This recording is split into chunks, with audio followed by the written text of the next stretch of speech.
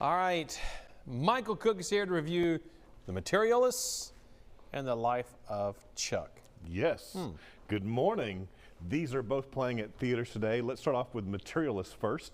Dakota Johnson plays a matchmaker in New York City, apparently one of the town's best matchmakers. We see her starting off trying to match handsome, rich men with lovely young women, and we see that world of dating in terms of the rawness, in terms of how people want what they want, in terms of a certain amount of money they make, and they want the person to be so tall. Well, at the wedding of one of her former clients, she meets Pedro Pascal, who's the brother of the groom. He's a wealthy finance guy, very charming, very handsome. They have a nice meet cute, but at the same time, at the same place, her former flame, played by Chris Evans, who's a waiter at the event, shows up out of nowhere. So right away we see there was going to be a love triangle between these three amazingly beautiful people. As the movie goes on, Dakota Johnson's character, she's very frank.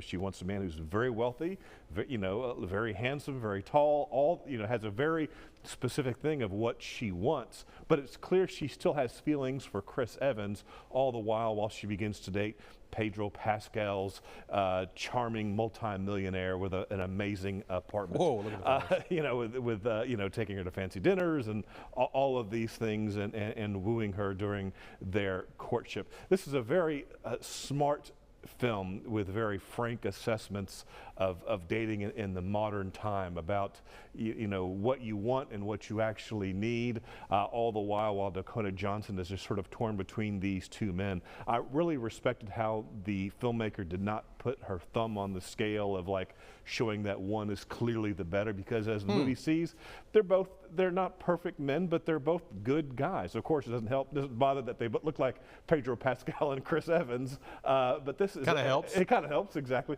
This is a good movie for grown-ups. It's very thoughtful, very insightful. I really recommend it, which is why I give it a 9 out of 10. Whoa, okay, I did not see that coming. Very okay, well done. It's not a romantic comedy, as the trailers will lead you to believe, but you'll still, if you're looking for really good insight on romance, you'll enjoy it. Okay. All right, let's move on to The Life of Chuck. The Life of Chuck, premiering today at theater near you as well.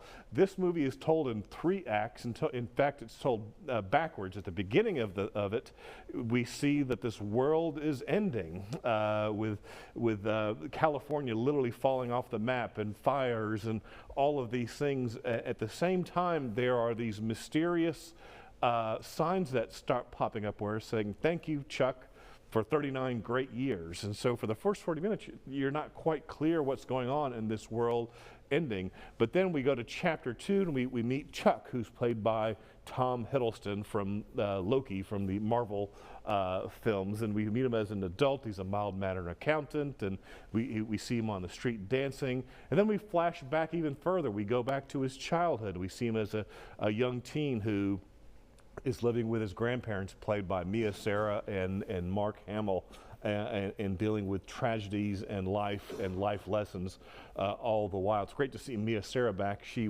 has retired. We knew her from Ferris Bueller's Day Off many years ago. This movie is based on a novella from Stephen King. And it aims for trying to be profound and trying to be very worldly, but I think it falls short in that regard in terms of any kind of deep life lessons. Tom Hiddleston plays the grown-up Chuck, but we really don't learn that much about the grown-up Chuck. We see him as a young boy and as a young teen, but we don't understand him truly, which I think is a failing of the film. And the very last scene, which I will not give away, just left me frustrated because it made the whole movie feel flat and didn't quite get there. Now, I'm being negative things on it, but I say I did enjoy it because of the performances and some of the stories. As some of the mysteries are revealed, becomes interesting, which is all in all, I'll give it a 7.5 out of 10. 7.5 out of 10. Yes, okay. So it's pretty, pretty good film. Decent. So what's the deal with all these superhero action movie stars doing these thoughtful type movies? The Mandalorian and Captain America. And then in you got film, Marvel, and then you got Star Wars with Mark Hamill. You got 2 Star Wars people here. They've made their money, now they want to do the independent films. Okay. They're like, I got more to do than just just superheroes. swing a lightsaber. Right. All right. Thanks, Michael. Thank you.